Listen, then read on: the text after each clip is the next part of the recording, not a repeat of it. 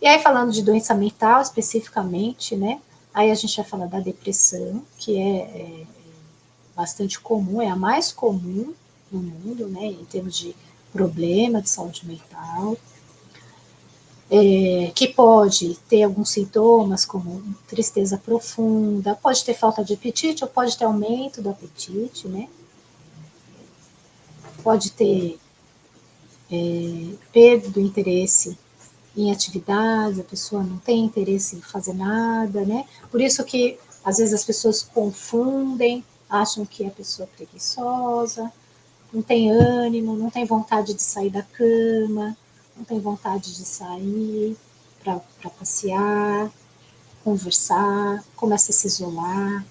Às vezes também apresenta um pessimismo, né? Um pensamento muito negativo, baixa autoestima. Então, se você identificar na sua família alguém que está passando por esses sintomas, né? Não desqualifica isso, não acha que ela está preguiçosa, procura ajuda, né? Conversa, não julgue, porque isso é uma doença mental, né? E tem tratamento, e a pessoa fica bem, e ela volta a uma vida sem depressão, né? Porque às vezes também a gente pensa assim, a pessoa tem depressão e aí ela nunca mais vai ficar bem. Ela vai ficar bem. Claro que tem casos que são crônicos, mas esses casos crônicos normalmente eles têm outras doenças associadas. Às vezes dependência química, às vezes um transtorno de personalidade, que aí são mais complicados mesmo, o tratamento às vezes é mais crônico. Mas no geral as depressões elas têm tratamento, às vezes medicamentoso, às vezes só com psicólogo, só, entre aspas, com psicólogo, não é desqualificando a minha profissão, né? Tem tratamento, o tratamento é efetivo, ele é resolutivo e a pessoa fica bem. Ansiedade também, que é um transtorno bastante comum, né? Depois da depressão, a ansiedade também é o mais comum.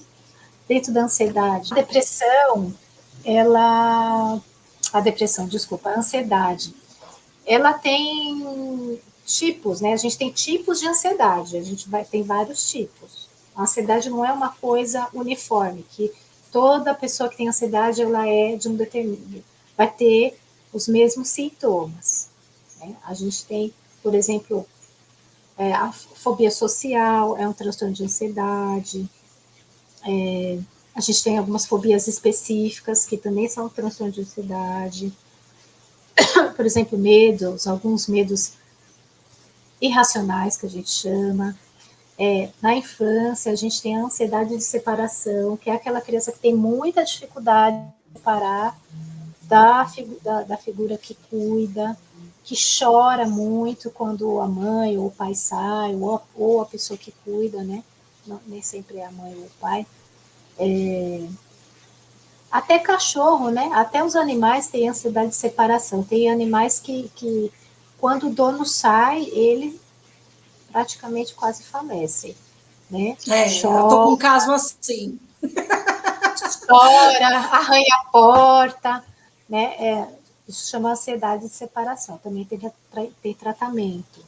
O TOC, que está escrito aqui, é um transtorno obsessivo compulsivo, que é quando a pessoa tem algumas crenças, que se ela não tiver determinado comportamento, coisas muito ruins podem acontecer.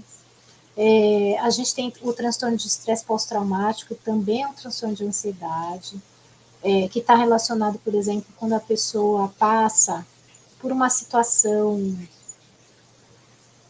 um estresse mesmo, sei lá, um assalto, um estupro, né? E aí aquilo ali ela fica revivendo aquela situação e aí ela tem aqueles sintomas de ansiedade, ela fica revivendo aquilo, né? Então, isso também é um transtorno de ansiedade.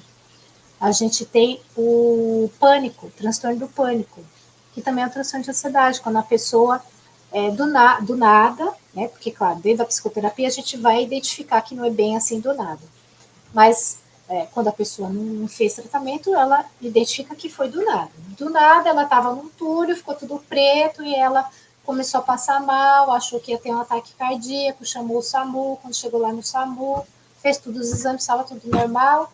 Aí o médico falou assim: isso daí é ansiedade. E aí a pessoa ficou com cara de ué. Normalmente, depressão e ansiedade está relacionado com a forma como a gente interpreta o mundo, né? A depressão está muito relacionada a emoções ou sintomas relacionados ao passado, sintomas não, desculpa, sentimentos de culpa, remorso, né? Muito relacionado ao passado, coisas que a pessoa poderia ter feito e não fez, né? E também um pensamento às vezes muito negativo, que ela não é capaz, que não consegue fazer as coisas, né? Que ninguém é bom com ela. E a ansiedade está muito relacionada a pensamentos, projeções para o futuro, coisas que vão acontecer. Tá muito, né, na ansiedade tem muitos pensamentos do e se. Se eu fizer tal coisa, aí eu vou me sentir de tal forma. Se eu pegar o carro, eu vou passar mal. E aí eu vou bater, e sempre tem uma catástrofe no final. Né?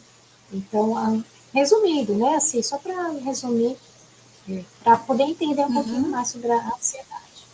Aí a gente tem a esquizofrenia, né, transtorno afetivo bipolar, não vou explicar todos os transtornos, mas só para as pessoas saberem. Uso nocivo ou a dependência de substâncias psicoativas, né, que é a bebida alcoólica, o cigarro e outras drogas, né, cocaína, crack. Hoje a gente tem uma droga sintética que está muito em voga, que são os Ks, né, K2, K9, que tem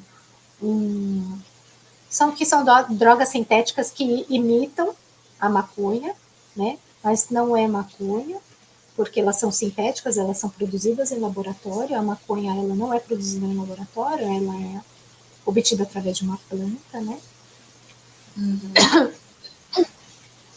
Não sei, ficou alguma dúvida? Que eu, como falei tanto da ansiedade não, que...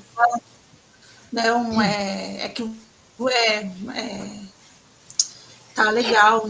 É que esses casos, se for aprofundar, aí vai entrar em outros nichos, né? Sim, Então, aí, aí a gente deixa para uma outra mas as oportunidade pessoas para conseguem aprofundar. perceber. Sim. Mas as pessoas conseguem entender, sim. Uhum. Tá acabando, viu?